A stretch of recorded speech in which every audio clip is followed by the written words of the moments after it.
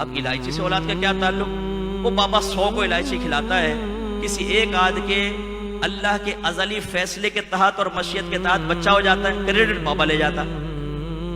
یہ لیجیے مشہور ہو گیا جی الائچی والی سرکار، وہ کہتا ہے جی الائچی کھائی تھی بچہ ہوا، بابا پہنچا ہوا ہے جی، بابا پہنچا ہوا ہے۔ بابا نماز پڑھتا ہے؟ نہیں۔ روزہ رکھتا ہے؟ نہیں۔ عورتوں کو دیکھتا ہے؟ یس۔ نگاہ ہی نہیں ہٹاتا بابا، تو یوں جما کر نگاہ رکھتا ہے عورتوں کے اوپر۔ روحانی نمازیں پڑھتا ہے۔ میں ایک جگہ گیا، ایک بابا صاحب بیٹھے ہوئے، آنکھیں بند کر لی نماز کے ٹائم۔ میں نے کہا کیا وہ نماز نہیں پڑھیں گے؟ کیا آپ کو نہیں پتا یہ روحانی نماز پڑھتے ہیں؟ ان کی فجر ہوتی ہے مکے میں، ظہر مدینے میں، عصر بغداد میں، عشاء خواجہ صاحب کے پاس، مغرب خواجہ صاحب کے پاس، اور عشاء داتا صاحب کے مزار پہ۔ میں نے کہا یہ تو یہاں بیٹھ کر روحانی نماز پڑھ رہا ہے، تم روحانی جماعت کہاں قائم کر رہے ہو مجھے بتا دو، کیونکہ جب پیر نہیں پڑے گا تو وہ کیا کریں گے؟ ایک جگہ گئے تو وہ پیر صاحب چرس کے چھٹے لگا رہے ہیں۔ میں نے کہا یہ کیا بھائی؟ کہنے لگے وہ اصل میں پیر صاحب جب چرس پیتے ہیں نا تو دنیا سے توجہ ہٹ جاتی ہے، اللہ سے لو لگ جاتی ہے۔ آواز سے نام حسین مسجد۔ وہ میں نے کہا بھائی تو پھر تو پیر صاحب کی بیعت کرنے کے بجائے سگریٹ کی بیعت نہ کر لیں، کہ جو سگریٹ پیر صاحب کو اللہ سے ملا رہی ہو تو وہ تو پیر سے زیادہ کامل ہوئی نا۔ ایسی ایک جگہ گئے تو پیر صاحب کو ساتھ میں بٹھا دیا۔ تھوڑی دیر بعد ہی پیر صاحب ماں بہن کی گالیاں بکے، گندی گندی غلیظ گالی۔ میں نے کہا کہاں بٹھا دیا بھائی؟ میں تو بھاگا، میں نے میزبان سے کہا یہ تم کیا کر رہے ہو؟ کہا آپ کو نہیں پتا کہ اس گالیوں کے پیچھے کیا ہے؟ میں نے کہا ہاں وہ معرفت مجھے حاصل نہیں ہے جو اس پہنچی ہوئی شخصیت کو حاصل ہے، میں تو وہاں سے بھاگا۔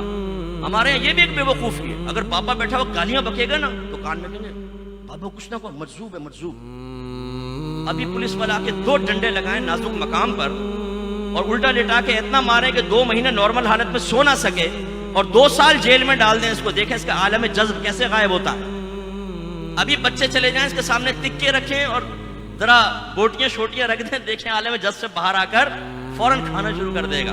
اسے میڈیا پہ بٹھا دے کبھی ماں بہن کی گالی نہیں دے گا کیونکہ بدنامی ہوگی، وہاں بالکل انسان اور شرافت کے ساتھ کلام کرے گا۔ یہ سارے ڈرامے ہیں میرے بچوں۔ ہمارے اکابرین نے اکابرین کے پاس جانے کی اجازت دی تھی، ان لوگوں کے پاس جانے کی اجازت نہیں دی تھی۔ ہم جاتے ہیں، ہم کرامات تلاش کرنے کی کوشش کرتے ہیں۔ اور آخری بات حضرت اجازت ہے، بس ایک آخری بات، صرف ایک آخری بات میرے بچوں، یہ نعرے بہت اچھے ہیں کہ غلامی رسول میں، لگاؤ نعرہ غلامی رسول میں جو ہو نہ عشق مصطفیٰ، ماشاء ماشاء ماشاء۔ یہ نعرے ہم اس لیے لگاتے ہیں، میں پتہ ہے جان تو جانی نہیں ہے، نعرہ لگانے میں کیا جاتا ہے؟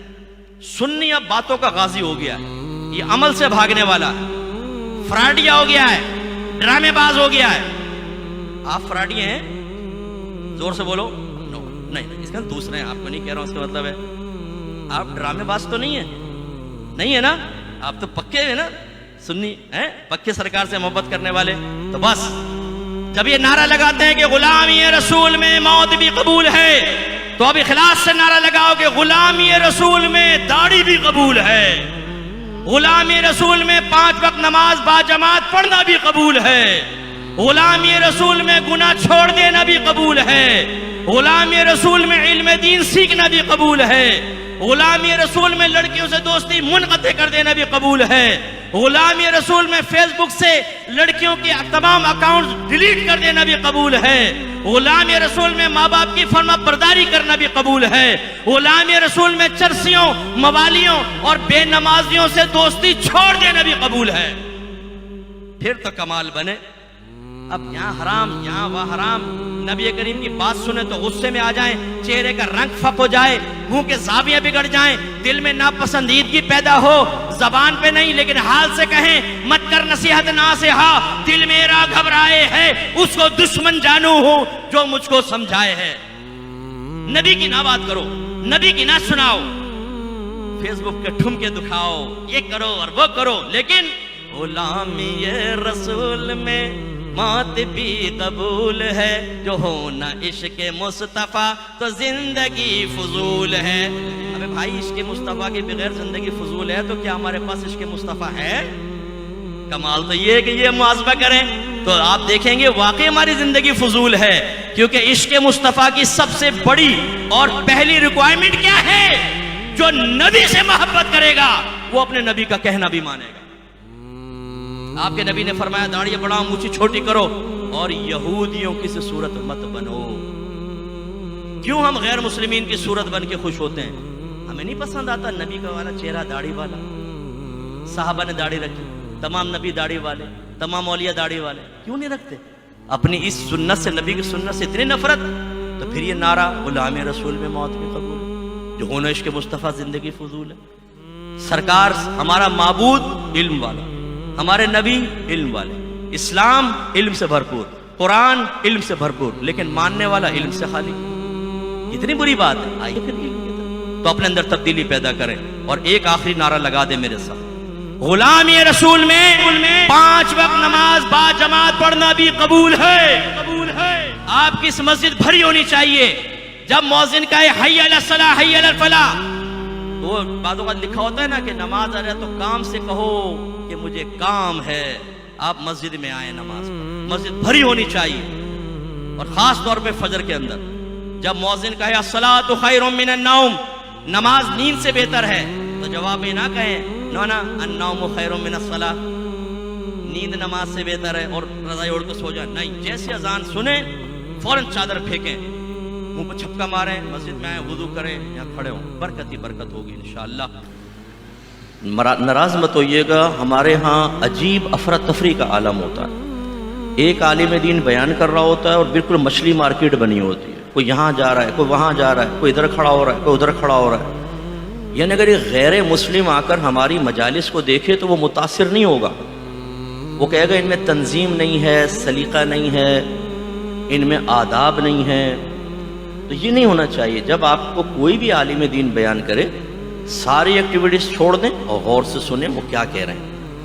اسی نے ہمیں تباہ کر دیا۔ معذرت کے ساتھ اہل سنت جو ہیں، ہم اہل سنت سے تعلق رکھتے ہیں، ہماری ایک بڑی تباہی کی وجہ یہ ہے کہ ہم اگر اجتماعات میں جاتے ہیں تو سننے کے لیے جاتے ہی نہیں ہیں۔ ہم لوگ بس بیٹھتے ہیں، انجوائمنٹ ہوتی ہے، کوئی جوشیلی بات ہوئی تو نعرہ لگایا، پھر اس کے بعد لنگر کھایا اور گھر واپس۔ اس کی علامت یہ ہے کہ ہم سننے کے اور سمجھنے کے لیے نہیں آتے، کہ جب ہم باہر نکلتے ہیں اگر کوئی ہم سے پوچھ لینا کہ بتائیں عالم دین نے کیا بیان کیا، تو ہم کچھ بیان نہیں کر سکتے۔ تو ہمارا المیہ یہ ہے کہ ہم آتے ہیں، سنتے ہیں، لیکن نہ یاد رکھتے ہیں، نہ سمجھتے ہیں۔ باہر نکلتے ہیں تو سب بھولا ہوتا۔ اس لیے میں آپ کو ایک گراؤنڈ ریلیٹیز پر رہ کر ایک سجیشن دیتا ہوں کہ آپ گھر جائیں، اور آپ نے بہت علماء کے بیان سنے ہوگے، ساؤنڈ تھوڑا کم کریں اور ایک جگہ سیٹ کر کے چھوڑ دیں اس کو۔ بڑی مہربانی نا، یہ بیچ میں اوپر نیچے نہ کریں، ہم لوگ ڈسٹرب ہوتے ہیں، ایک جگہ کر کے چھوڑ دیجیے گا اس کو۔ تو اب آپ گھر جائیے گا، ایک قلم ڈائری لیجیے گا، اور جتنی علماء کی آپ نے باتیں سنی نا اس کو لکھ کر دیکھیے۔ آپ دیکھیں گے 1 بات، 2 بات، 3 بات پہ ذہن کام کرنا چھوڑ دے۔ یہ اس بات کی علامت ہوگی کہ ہمارے مسلمانوں میں وہ احساس ذمہ داری ختم ہو چکا ہے جس کا اللہ نے ان کو مکلف بنایا تھا، رسول نے مکلف بنایا تھا۔ نبی کریم صلی اللہ علیہ وسلم نے اپنا آخری خطبہ دیا، پھر فرمایا لیبلغ الشاہد الغائب، چاہیے کہ میری اس بات کو موجود شخص غائب شخص تک پہنچا دے۔ ایک جگہ فرمایا بلغوا عنی ولو آیا، پہنچا دو میری طرف سے اگرچہ ایک ہی آیت ہو۔ درست فرمایا پہنچا دو میری طرف سے اگرچہ ایک ہی آیت ہو۔ وہ آخری خطبہ تھا سرکار کا، صحابہ کرام موجود تھے، تو نبی کریم نے ان کی ذمہ داری لگائی۔ لیبلغ الشاہد الغائبہ والی جو حدیث ہے وہ یہی تھی، خطبہ دے رہے ہیں سرکار، آخری خطبہ تھا، اور سرکار نے صحابہ سے فرمایا کہ اس کو دوسروں تک بات کو پہنچاؤ۔ ہمارا المیہ یہ ہے کہ ہم اجتماعات میں آتے ہیں، باتیں سنتے ہیں، ہمارے ذہن میں چیزیں موجود نہیں ہوتی کیونکہ ہم نے وہ طریقہ کار نہیں سیکھا، ہم نے اپنی پریپریشن ویسی نہیں کی ہے، اپنے آپ کو اس طرح سے تیار نہیں کیا ہے کہ ایک احساس ذمہ داری ہمیں بات کو غور سے سننے دے، سمجھنے دے، یاد کرنے دے، اور پھر اس کو آگے ڈیلیور کرنے میں ہم کامیاب ہو جائیں۔ لہٰذا ایک والد اچھے انداز سے اپنے بچوں کو بھی نہیں سمجھا سکتا کہ ہم جمعے کی نماز کے بعد کھڑے ہو کر اجتماعی طور پر اردو میں ہاتھ باندھ کر، یہ کسی بھی لینگویج میں صلاۃ و سلام پڑھتے ہیں، کیوں؟ تقلید کیا چیز ہوتی ہے؟ मुक़ल्लिद किसे कहते हैं? क्यों मानते हैं इमाम आज़म का कहना, जबकि कुरान भी है, हदीस भी है, सब कुछ मौजूद है? क्यों चले इमाम आज़म के पीछे? फिर 4 इमाम, इमाम आज़म, इमाम शाफ़ी, इमाम अहमद बिन हम्बल और इमाम मालिक रज़ी अल्लाह ताला अन्हुमा, चारों को हम कहते हैं ये हक पर हैं।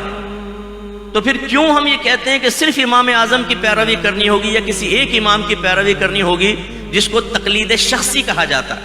क्यों हैं हम मुक़ल्लिद? पूछें अपने बड़ों से, क्वेश्चन करें। घर में जो रसूमात आपके हो रही हैं, जो आपके नज़रियात हैं, उनके बारे में क्वेश्चन करके देखें। आप ये देखेंगे कि एक ही जवाब मिलेगा, बेटा हमने अपने बड़ों को ही करते हुए देखा, हमारे पास कोई लॉजिक नहीं है, हमारे पास कोई दलील नहीं है। मैं नहीं कह रहा हूँ कि चीज़ें गलत हैं, ये बिल्कुल ठीक चीज़ें हैं, इनके दलाइल हैं, कुरान से, हदीस से, इजमाए उम्मत है, सवाद आज़म का इस पर अमल है। लेकिन सवाल तो ये है कि हमारे जहन में दलील मौजूद है या नहीं? किस दलील के तहत आप कर रहे हैं? आप कहते हैं हमने बड़ों को करते हुए देखा, और ये मेजर मिस्टेक है हमारी। 2 बातें यहाँ पे अर्ज करूंगा। पहला ये कि आप कुरान उठा के पढ़ें, अंबिया अलैहिमुस्सलाम ने जब कुफ़ार को तबलीग की तो तकरीबन हर कौम ने ये जवाब दिया कि हम तुम्हारी बात नहीं मानेंगे, हम तो उस पर रहेंगे जिस पर हमने अपने आबा व अजदाद को पाया।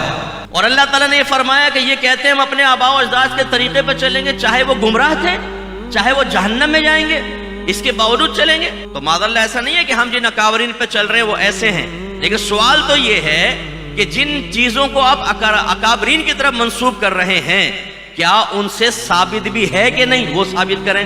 ये आपने सुनी सुनाई बात ले ली। और ये मैं इसलिए आपको अर्ज कर रहा हूं कि हमारे यंगस्टर यहाँ बहुत सारे ऐसे बैठे हुए हैं, आप अपने घर में सवाल करते हैं, जवाब नहीं मिलता। आप मस्जिद में आते हैं, हमारे जुमे के अक्सर बयानात उन टॉपिक्स पे होते नहीं जो हमें चाहिए होते हैं, करंट इश्यूज पे कलाम नहीं होता। स्कूल में, कॉलेज में, यूनिवर्सिटी में हम अपने ऑफिस के माहौल में जाकर गुफ्तगू करते हैं, जवाब हासिल नहीं होता। अब एक जवाब हासिल करने की सोर्स बहुत बड़ी हमारे पास है, सोशल मीडिया। हम जाते हैं यूट्यूब पर, वहां पे मुख्तलिफ किस्म के लोग अपने चूरन बेच रहे हैं। एक हाथ में बुखारी उठाई हुई है, एक हाथ में कुरान उठाया हुआ है, और हमारे अकाबरीन को मुंह भर भर के गालियां बक रहे हैं, हमारे अकाबरीन को जहन्नमी करार दे रहे हैं, तमाम मुसलमानों को मुशरिक, बिदअती और काफिर करार दे रहे हैं।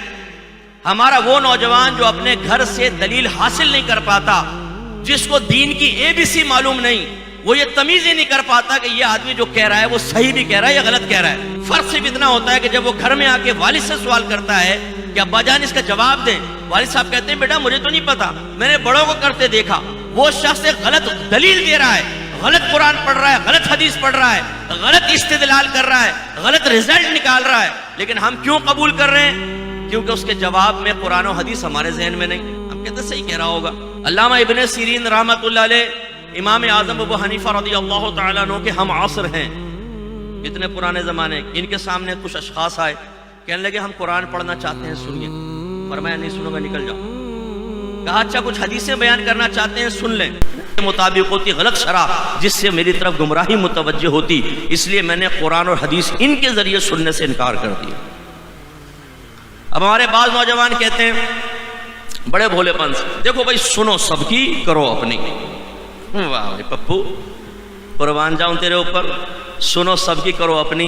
तुम्हें इतनी तमीज़ है कि तुम ये फ़र्क पैदा कर सकोगे क्या सही है क्या गलत है? अगर आप कहते हैं यस, तो आइए इस प्रोग्राम के बाद मैं तालिब इल्म की हैसियत से चंद बेसिक क्वेश्चंस आपसे करता हूं, आप उसके जवाब देकर बता दें। जब आपने कुरान और हदीस समझा ही नहीं हुआ, तो आप कैसे फ़र्क कर सकते हैं कि कौन सही है कौन गलत है? सिवाय एक चीज़ के कि जिसकी बात आपको पसंद आ गई, जिसकी दलील आपको मजबूत लगी, तो आप कहेंगे यार ये सही कह रहा होगा भाई। इसी वजह से बाज़ों ने तो शैतान की पूजा शुरू कर दी। आपको पता है बाहर के मुल्क में शैतान ने भी एक बोगस दलील दी थी। जब अल्लाह तबारक व तआला ने शैतान को कहा कि आदम अलैहिस्सलाम को सजदा कर, तो इसने एक बोगस दलील दी, गलत इस्तिदलाल किया, गलत नतीजा मुरत्तब किया। इसने कहा कि अल्लाह तूने मुझे आग से पैदा किया और इसको मिट्टी से, तो मैं क्यों उसको सजदा करूं? इसके पीछे सोच क्या कार फरमा थी कि आग जलाओ तो ऊपर को जाती है और मिट्टी को छोड़ो تو نیچے کو آتی ہے، تو جو بلندی کی طرف جائے وہ پستی والے کو سجدہ کرے گا۔ دیکھیں عقلی دلیل دی نا، علماء نے فرمایا جب اس طرح کی ذہنی پستی میں انسان مبتلا ہو جائے اپنی باطنی بدعقیدگی اور خرابی کی بنا پر، تو اسے صحیح اور غلط دلیل میں فرق ختم ہو جاتا ہے۔ اس کو سوچنا یہ چاہیے تھا کہ آگ اوپر جاتی ہے مٹی نیچے، یہ افضلیت کا معیار نہیں ہے، اصل ہے غالب اور مغلوب ہونے کا معیار۔ مٹی کو آگ پر پکاؤ، مٹی کو کوئی فرق نہیں پڑے گا، لیکن مٹی کو آگ پر ڈال دو، آگ بجھ جائے گی۔ فنا کرنے والا کون ہوا؟ مٹی۔ غالب کون ہوئی؟ مٹی۔ تو مٹی کو سجدہ کرنا افضل ہوا، چاہے تو آگ سے پیدا کیا گیا۔ تو اب ہمارا معاملہ یہ ہے، نوجوانوں کو کچھ بھی آتا نہیں ہے۔ آپ لوگ فیس بک استعمال کر رہے ہوتے ہیں، اس میں بیٹھے ہوئے ہیں جی گوپال سے بھی دوستی ہو رہی ہے، جوزف ٹونی سے بھی دوستی ہو رہی ہے، صاحب چیٹ کر رہے ہیں سب کچھ۔ اگر وہ ٹونی جوزف آپ سے کویسچن کر لے کہ اپنے اللہ کا تعارف پیش کر دیں ذرا، اور زیادہ لمبا نہیں، تمہارا کون ہے خدا، 2 منٹ تعارف پیش کریں، میں گارنٹی سے کہتا ہوں کہ ہم اللہ کا صحیح تعارف بھی پیش نہیں کر سکتے۔ میں علماء کی بات نہیں کر رہا ہوں، جو آپس سے جانتے ہیں ان کی بات نہیں کر رہا ہوں، میں ان کی بات کر رہا ہوں جو عام لوگ ہیں۔ اب آپ کہیں گے جی اللہ تعالیٰ ہمارا خالق ہے، ہمارا مالک ہے، وہ ایک ہے، اس نے ہمیں پیدا کیا ہے، یہ تعارف نہیں ہے، یہ آپ صفات بیان کر رہے ہیں۔ جیسے میرے ساتھ ایک لڑکا کھڑا ہو، آپ کہیں مجھ سے صاحب یہ کون ہے، میں کہوں انسان، آپ کہیں جی سمجھ میں نہیں آیا، کچھ اور تعارف پیش کریں، آپ چاہتے ہیں وہ جانے کہ وہ ہے کون، میں کہہ رہا ہوں انسان۔ پھر میں نے کہا اس کے 2 کان ہیں، 2 پیر ہیں، گندمی رنگ کا ہے، تو آپ کہیں گے بھائی اس سے کچھ سمجھ میں نہیں آیا۔ اوصاف بیان کرنے سے کوئی معرفت ذات حاصل ہوتی ہے؟ معرفت ذات کے لیے ایسے اوصاف بیان کرنا ضروری ہے، خاص طور پہ اللہ تعالیٰ کے لیے، کیونکہ اس کی ذات اس نے اپنی مخفی رکھی ہے۔ نبی کریم نے فرمایا اللہ کی ذات کے بارے میں غور نہ کرو، اس کی صفات کے بارے میں غور کرو، اس لیے کہ کوئی عقل اللہ کی ذات کا ادراک کر ہی نہیں سکتی، ذات باری کا ادراک نہیں ہو سکتا۔ صفات پہ غور و تفکر کر کے وجود باری تعالیٰ پر استدلال ہم کرتے ہیں، ایک دلیل طلب کرتے ہیں، لیکن کم از کم ایسا ذات کا صفات کے ذریعے ہی تعارف تو ہو کہ سامنے والا سنے تو اسے ذات باری تعالیٰ کے بارے میں معرفت حاصل ہو جائے۔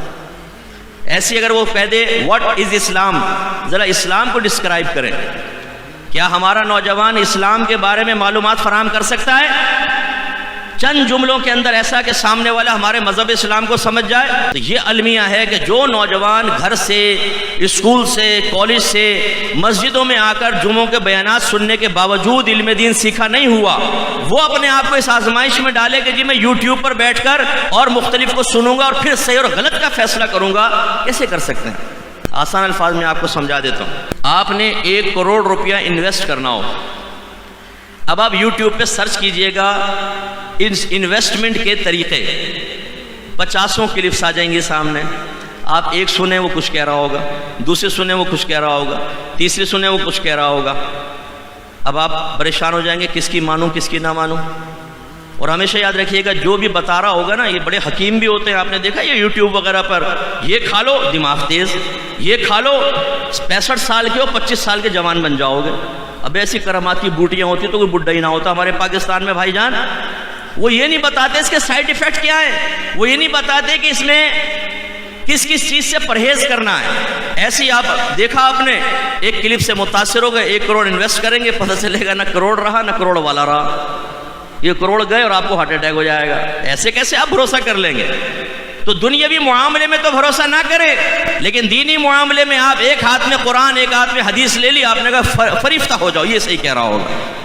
او بھائی ایک سے ایک بدعقیدہ بیٹھا ہوا ہے وہاں پر، جو وہاں بیٹھا ہوا ہے ہر ایک کے بارے میں آپ کو یہ بھی معلوم نہیں کہ اس کا کس اسکول آف تھاٹ سے تعلق ہے، کس مکتبہ فکر سے تعلق ہے۔ کوئی اپنے آپ کو نہیں کہتا میں فلاں ہوں، وہ اپنی سوچ، اپنی فکر، اپنی تعلیم، اپنے استدلالات آپ کے سامنے بیان کرتا ہے، اور آپ اس کی گفتگو سے، چرب زبانی سے، زبان کی سلاست اور روانی سے، یا اس کی شخصیت سے، یا اس کے سامنے بیٹھی ہوئی عوام سے، یا اس کو فالو کرنے والے، اس کے سبسکرائبرز، یا اس کو دیکھنے والے، آپ نے دیکھا 4 ملین نے دیکھا ہے، آپ نے کہا یہ 4 ملین نے دیکھا یہ تو ولی ہوگا۔ اور ہمارے مسجد کے امام صاحب کی ہم نے کلپ ڈالی تھی، 200 آدمیوں نے دیکھا، تو امام صاحب تو گئے کام سے، 4 ملین والا ہوگا۔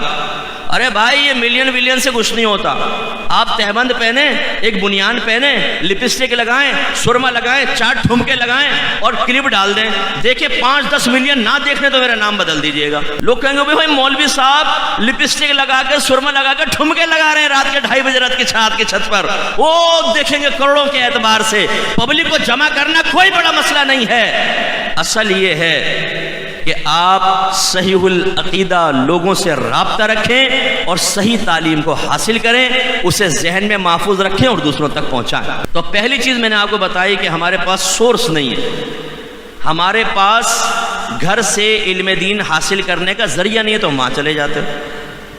دوسری بات ذرا میری غور سے سنیے، بھینس کالونی میں جائیں، ایک آدمی بھینس کا دودھ نکال رہا ہوتا ہے نا، تو نیچے ایک ٹب رکھا ہوتا ہے، اس میں اتنا سا پانی پہلے ڈال دیتا ہے، وہ اس میں دودھ نکال دیتا ہے۔ پھر آتے ہیں یہ دکانوں والے اپنے کنستر لے کر، وہ اس میں دودھ ڈالتا ہے، یہ پہلی کنستر میں اتنا پانی ڈال کے رکھتے ہیں، اس میں دودھ ڈال دیتے ہیں۔ پھر وہ لاتے ہیں دکان والے کے پاس، ان کا جو بڑا سا ٹب ہوتا ہے اس میں بیچ میں آپ نے دیکھا برف بھر کے ڈالی ہوتی ہے، اور اتنا پانی پہلے ہی ہوتا ہے، وہ اس میں ڈلتا ہے اور برف کا فیض اور مل جاتا ہے اس میں۔ اس کے بعد آپ جاتے ہیں وہاں سے دودھ لا کے گھر کی خاتون کو دیتے ہیں، ہماری گھر کی بہن بھی ان کی سنت پر عمل کرتے ہوئے پہلے ہی بھگوانے میں اتنا پانی ڈال کے رکھتی ہے، باقی دودھ ڈال دیا۔ اب آپ غور کریں، جو بھینس کے تھن سے نکل رہا تھا وہ دودھ اور جو آپ کے چولہے پہ ابل رہا ہے، اس دودھ میں کچھ فرق ہے یا نہیں؟ فرق ہے۔ کیا فرق ہے؟ وہ خالص، اس میں ملاوٹ۔ تو میرے بچوں، خاص طور پہ ینگ جنریشن کو میں اس لیے مخاطب کرتا ہوں کہ آپ کو اگر اپنے گھر کے بڑوں سے کچھ نہیں ملا، دلیل کے طور پہ میں عرض کر رہا ہوں، تو کل اگر آپ جاہل رہے تو آپ کی جو آگے آنے والی نسلیں ہیں وہ بھی اسی طرح رہیں گی۔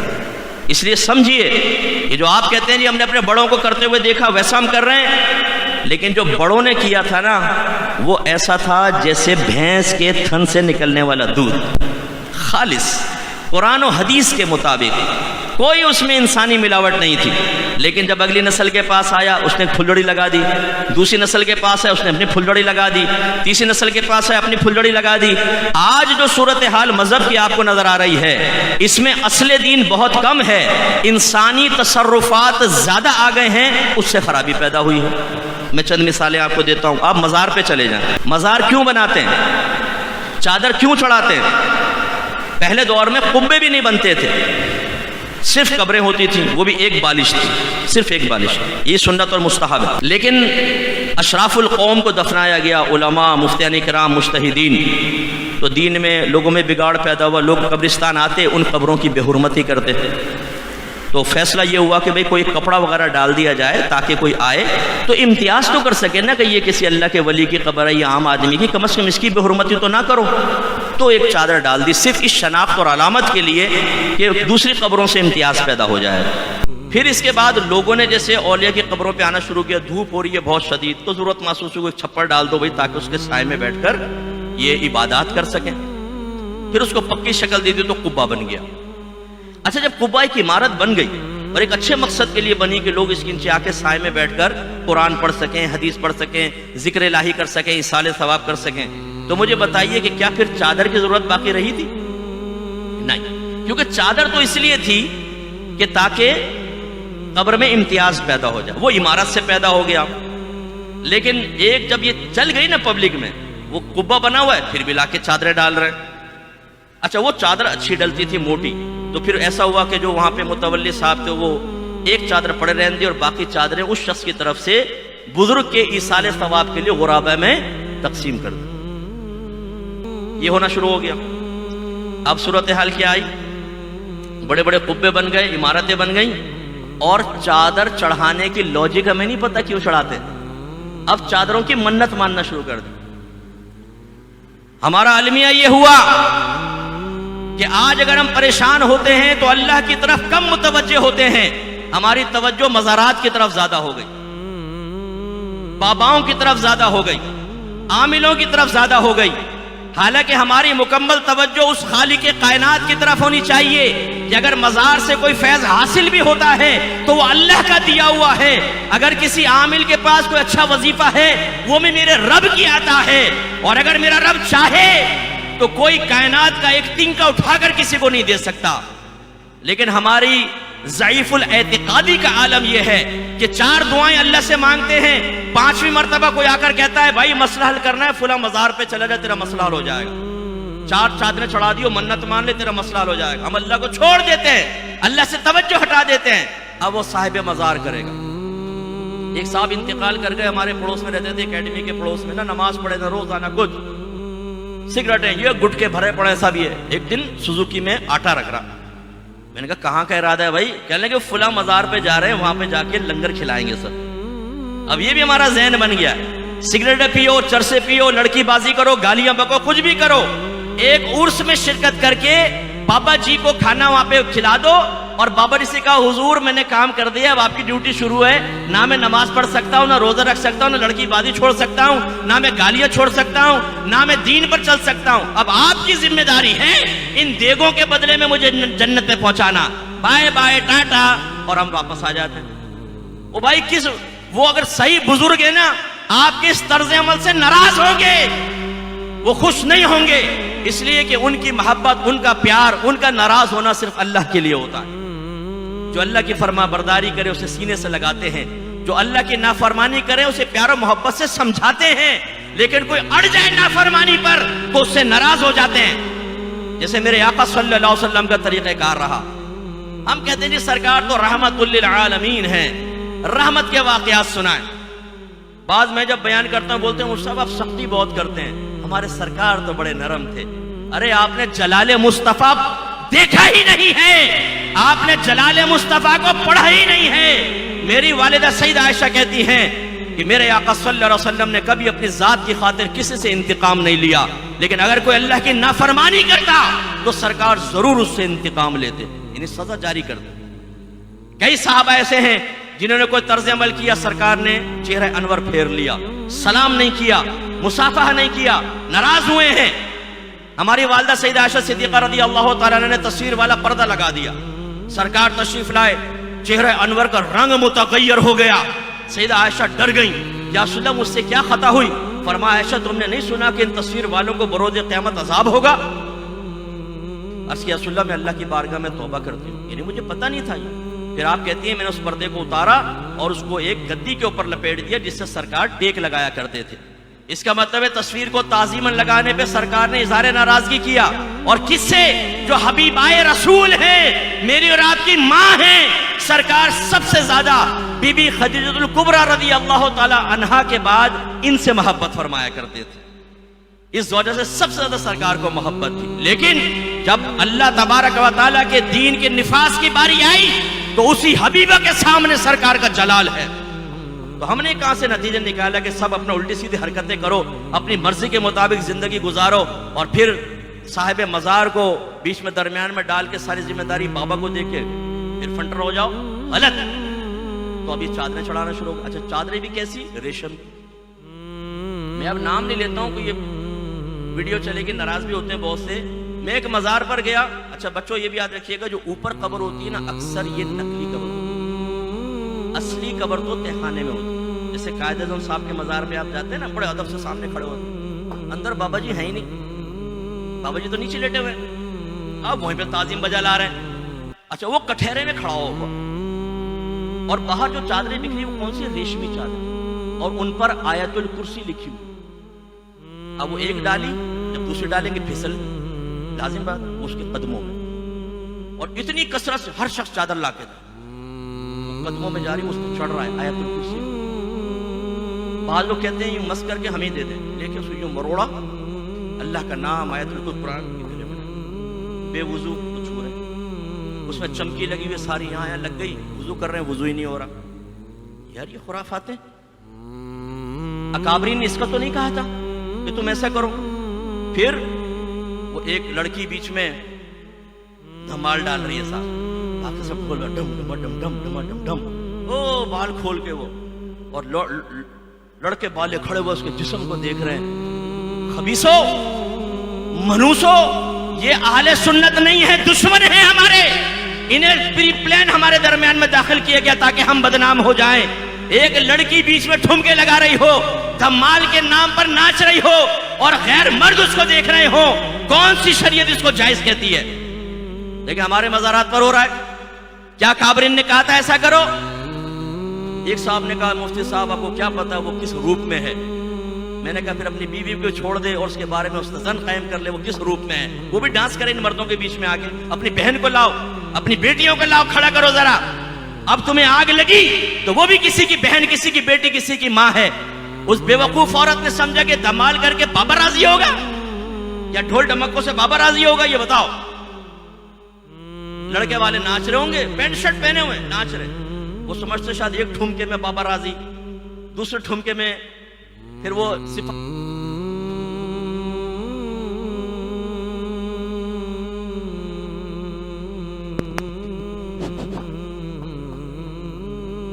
تو یہ بیٹا ان ٹھمکوں شمکوں سے کچھ نہیں ہوتا. یہ دیکھیں اب یہ خرافات جاری ہو گئی.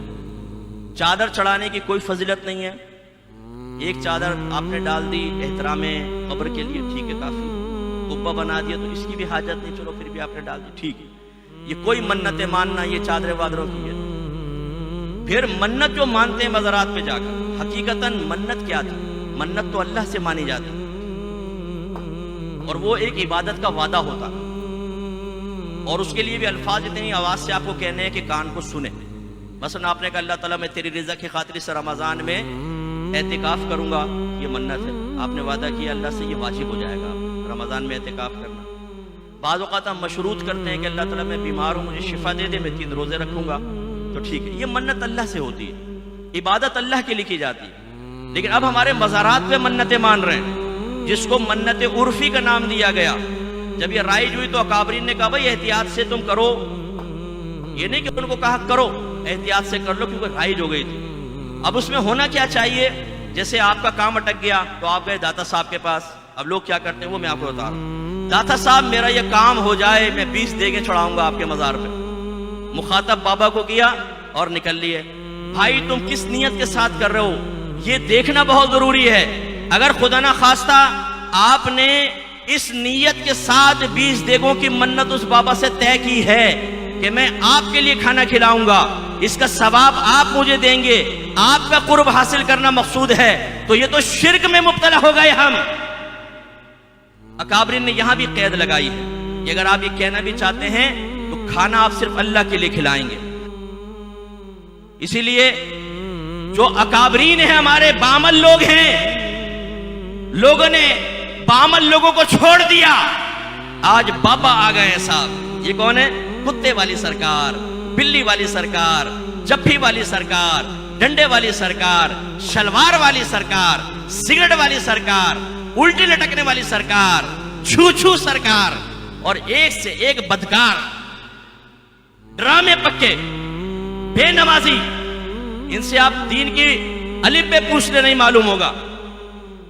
ان لوگوں نے دین کا بیڑا غرق کیا. جب ہمیں دین نہیں پتا ہوتا ہم ادھر چلے گئے. اب اکابرین نے اجازت دی تھی کہ آپ علماء کے پاس جائیں, بعمل لوگوں کے پاس جائیں, ان سے دعا کروائیں. وہ اللہ کے مقبول بندے ہوتے ہیں, ان کی دعا اللہ کی بارگاہ میں جلد مقبول ہونے کے امکانات ہوتے ہیں, تو ان کو وسیلہ بنا لو. لیکن ہم وہ تعلیمات بھول گئے. ہم نے یہ دیکھا کہ بابا کی مشہوری ہے, وہاں پہنچ گئے. اب ہم پہنچتے بابا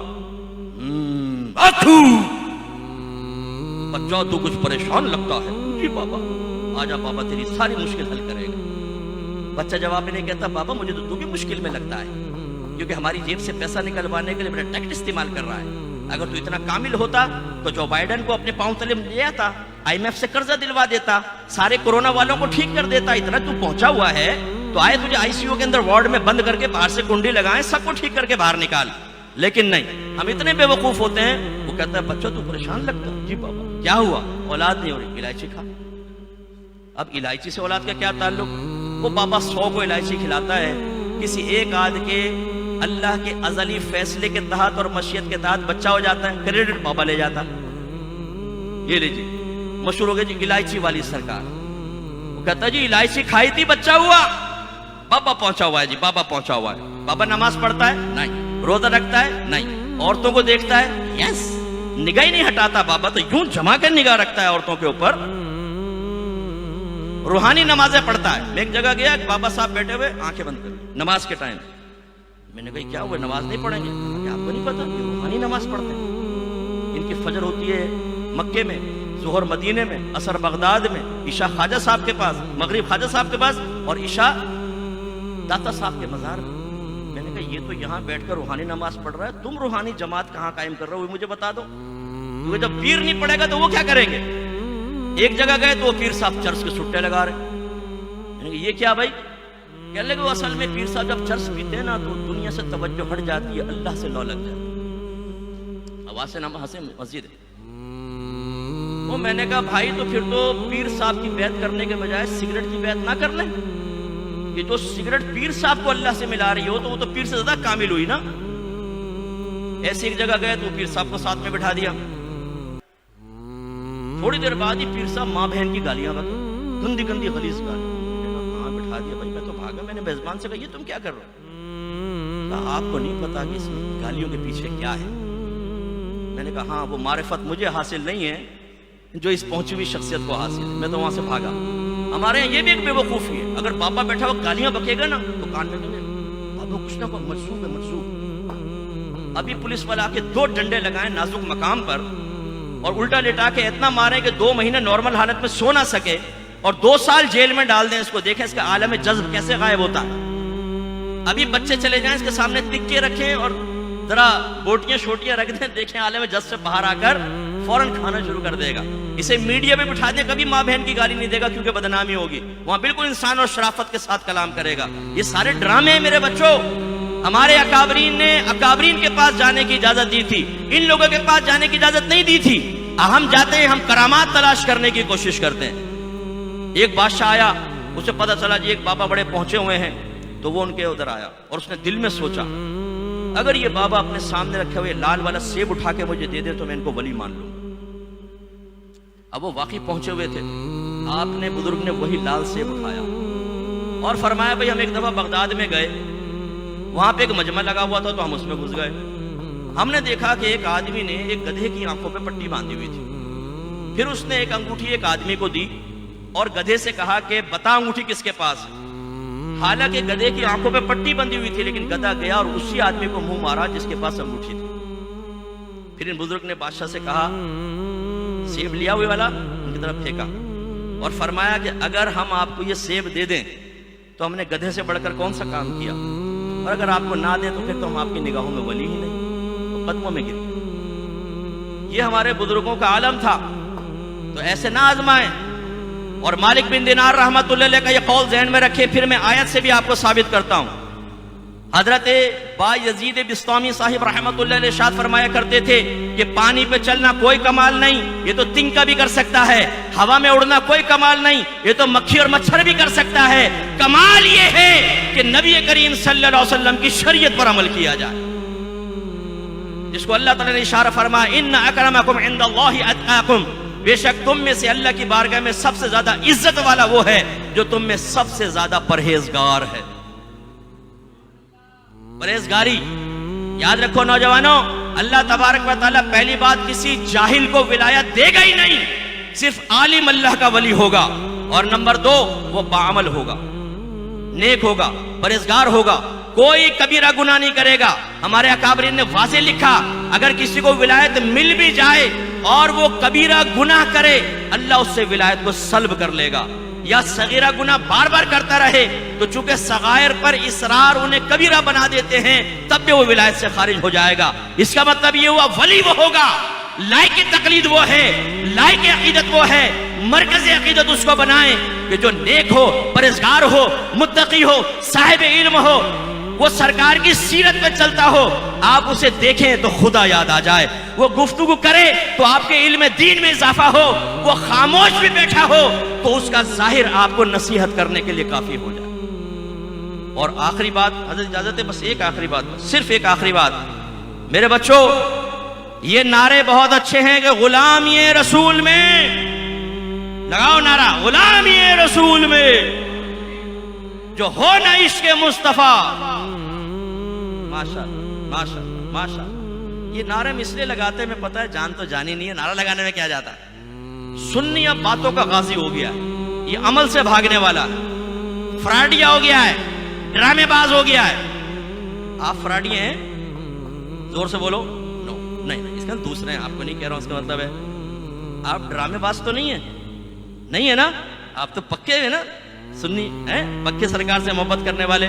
تو بس جب یہ نعرہ لگاتے ہیں کہ غلامی رسول میں موت بھی قبول ہے، تو اب اخلاص سے نعرہ لگاؤ کہ غلامی رسول میں داڑھی بھی قبول ہے، غلامی رسول میں 5 وقت نماز با جماعت پڑھنا بھی قبول ہے، غلامی رسول میں گناہ چھوڑ دینا بھی قبول ہے، غلامی رسول میں علم دین سیکھنا بھی قبول ہے، غلامی رسول میں لڑکیوں سے دوستی منقطع کر دینا بھی قبول ہے، غلامی رسول میں فیس بک سے لڑکیوں کے تمام اکاؤنٹ ڈیلیٹ کر دینا بھی قبول ہے، غلامی رسول میں ماں باپ کی فرما برداری کرنا بھی قبول ہے، غلامی رسول میں چرسیوں، موالیوں اور بے نمازیوں سے دوستی چھوڑ دینا بھی قبول ہے۔ پھر تو کمال بنے۔ اب یہاں حرام یہاں وہ حرام، نبی کریم کی بات سنیں تو غصے میں آ جائیں، چہرے کا رنگ فک ہو جائے، منہ کے زاویے بگڑ جائیں، دل میں ناپسندیدگی پیدا ہو، زبان پہ نہیں لیکن حال سے کہیں مت کر نصیحت ناصحا، دل میرا گھبرائے ہے اس کو دشمن جانو ہوں جو مجھ کو سمجھائے ہے۔ نبی کی نہ بات کرو، نبی کی نہ سناؤ، فیس بک کے ٹھمکے دکھاؤ، یہ کرو اور وہ کرو، لیکن غلامی رسول میں موت بھی قبول ہے، جو ہونا عشق مصطفیٰ تو زندگی فضول ہے۔ ابے بھائی عشق مصطفیٰ کے بغیر زندگی فضول ہے تو کیا ہمارے پاس عشق مصطفیٰ ہے؟ کمال تو یہ ہے کہ یہ محاسبہ کریں تو آپ دیکھیں گے واقعی ہماری زندگی فضول ہے، کیونکہ عشق مصطفیٰ کی سب سے بڑی اور پہلی ریکوائرمنٹ کیا ہے؟ جو نبی سے محبت کرے گا وہ اپنے نبی کا کہنا بھی مانے گا۔ آپ کے نبی نے فرمایا داڑھی بڑھاؤ، مونچھ چھوٹی کرو اور یہودیوں کی سی صورت مت بنو۔ کیوں ہم غیر مسلمین کی صورت بن کے خوش ہوتے ہیں؟ ہمیں نہیں پسند آتا نبی کا والا چہرہ داڑھی والا؟ صحابہ نے داڑھی رکھی، تمام نبی داڑھی والے، تمام اولیاء داڑھی والے، کیوں نہیں رکھتے؟ اپنی اس سنت سے، نبی کی سنت سے اتنی نفرت، تو پھر یہ نعرہ غلام رسول میں موت بھی قبول، جو ہونا عشق مصطفیٰ زندگی فضول ہے۔ سرکار ہمارا معبود علم والا، ہمارے نبی علم والے، اسلام علم سے بھرپور، قرآن علم سے بھرپور، لیکن ماننے والا علم سے خالی۔ کتنی بری بات ہے۔ آئیے پھر علم کی طرف، تو اپنے اندر تبدیلی پیدا کریں۔ اور ایک آخری نعرہ لگا دے میرے ساتھ، غلامی رسول میں 5 وقت نماز با جماعت پڑھنا بھی قبول ہے۔ آپ کی اس مسجد بھری ہونی چاہیے۔ جب مؤذن کہے حی علی الصلاۃ حی علی الفلاح، تو وہ بعض اوقات لکھا ہوتا ہے نا کہ نماز آ رہا ہے تو کام سے کہو کہ مجھے کام ہے۔ آپ مسجد میں آئیں، نماز پڑھیں، مسجد بھری ہونی چاہیے۔ اور خاص طور پہ فجر کے اندر جب مؤذن کہے الصلاۃ خیر من النوم، نماز نیند سے بہتر ہے، تو جواب میں نہ کہیں نا النوم خیر من الصلاۃ، نیند نماز سے بہتر ہے اور رضائی اوڑھ کے سو جائیں، نہیں۔ جیسی اذان سنیں فوراً چادر پھینکیں، منہ پہ چھپکا ماریں، مسجد میں آئیں، وضو کریں، یہاں کھڑے ہوں، برکت ہی برکت ہوگی انشاءاللہ۔ ساتھیوں لائک، سبسکرائب اور بیل آئیکن کو ضرور دبائیے گا۔